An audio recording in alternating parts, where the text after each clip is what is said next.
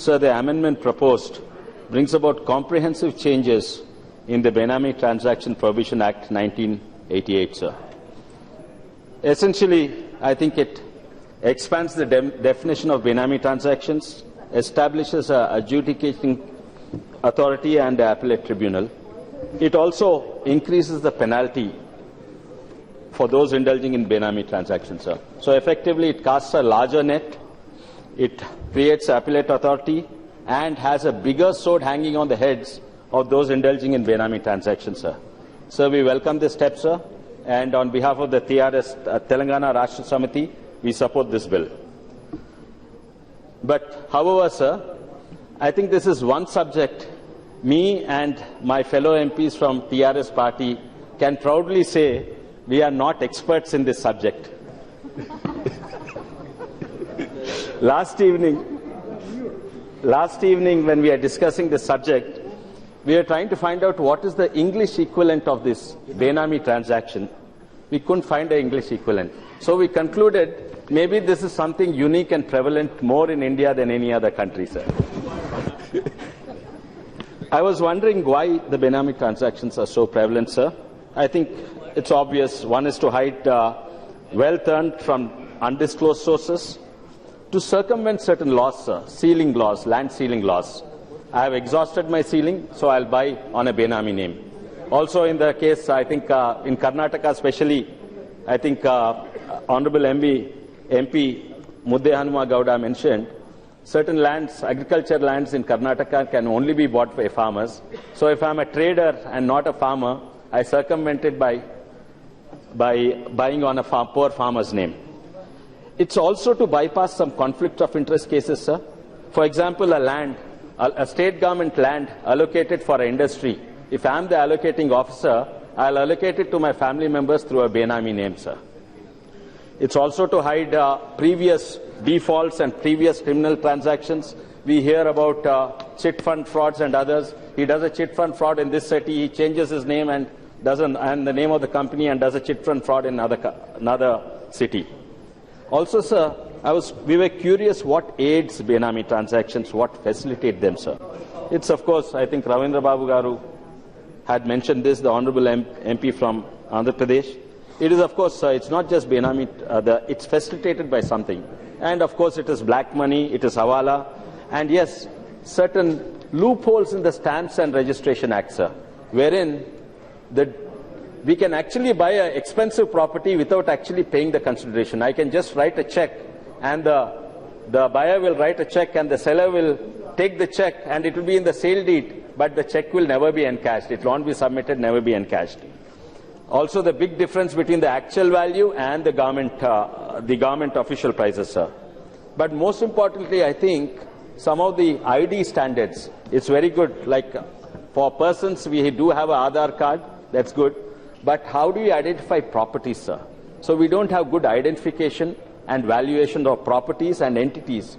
Not only they are bought by individuals, they are bought by Benami companies. So I think these are very, very essential, sir. So by this act alone, however well it is implemented, I don't think we can eliminate Benami transactions, sir. We need a gamut of reforms and we need those that will eliminate these factors that will aid and facilitate Benami transactions, sir. I'm glad the Finance Minister and the government is aware of it, taken this into cognizance, and the government is simultaneously taking a series of systematic steps and reforms.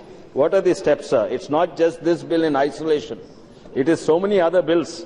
The Black Money, Undisclosed Foreign Income and Assets Act, the Aadhaar Bill, the amendments to the Prevention of Money Laundering Act, and the income declaration scheme that's recently launched. All this in conjunction with this, I think can be a tough measure against prevention of Benami transactions, sir. I wish the government well in this endeavor. So the transactions, one unique thing I discovered, sir, everywhere Benami transactions are defined as predicate offences, which is offences which is actually other criminal activity, proceeds from that other criminal activity is used for Benami transactions. So Benami transactions are usually the result of other larger criminal offences like smuggling, trafficking, maybe corruption, and racketeering, so on. But, sir, not all Benami transactions are predicate offences, sir. There's a whole class of Benami transactions where the Benami transaction itself is the primary crime. For example, sir, state government lands, the government allocates lands to a particular industry, and the allocating authority gives it to his own family through a Benami name. So, Benami transactions is used to hide black money. In this case, it is used to create illegal wealth, sir. So, we have to distinguish these Benami transactions as predicate offences, Benami transactions as primary crimes. So, this also brings us to yet another very important issue, sir. I think Standing Committee also mentioned this. If a state government land is allotted to an ineligible beneficiary through a Benami, as in many cases, then can it be confiscated by the central government, or should it go back to the state government, sir? To complicate the matters further, if the Benami transaction is under investigation and it's being heard by the appellate authority, and at the same time a GO allocating this land is cancelled, by cancelling the GO it will go to the state government, but the verdict of the appellate authority would be that it will go to the central government. It creates a legal ambiguity and a potential center-state conflict, sir. Standing Committee report also touches on this subject without mentioning what land. But, sir, I actually submitted a amendment. Yes, Benami transactions where it's a predicate offence, the land should go to the central government. Benami transactions where the state government land was illegally allocated to somebody to favour somebody, then it should go back to the state government, sir. So that is my limited. I think that is fair, because in the first case I agree with the finance minister, because a lot of time it's an income tax evasion, and if it's income tax evasion and Benami transaction is caught, then it should go to the central government. If it is a corruption at the central government, then I think the land in the Benami transaction should go back to the central government, sir. As in the case of ING Bharata, sir, that's in Hyderabad, in my constituency, 850 acres of land was allocated at 50,000 rupees at throwaway price to some beneficiary. Now the case, I think there's a stay order, I don't know the current state, but should this land be declared as a Benami transaction, why should the state of Telangana land go to the central government? It should go back to the state of Telangana, sir. And there are so many such cases, sir. It affects not only the state of Telangana, it affects all states, but here it is much more, sir, because Hyderabad, there are much more government lands. There are 7 lakh acres of government land, much more than Bombay, Delhi, Calcutta, Chennai put together. This is because of historic reasons, sir. The district surrounding Hyderabad city is called the Atrafe-Balda district. It's also called Sarfe Khas land, which is the private property of the Nizam. After independence, this land vested with the then state of Hyderabad, and now later it was vesting with the state of Andhra Pradesh, and now with the state of Telangana, sir. So, all these lands, right now if you look, what started as 7 lakh acres, now when the state of Telangana is formed, we hardly have less than 1 lakh. Where did this 6 lakh acres go? We believe it is through Benami transactions and wrongly allocation by previous governments to ineligible people, and this land, if it's declared Benami lands, it should come back, sir.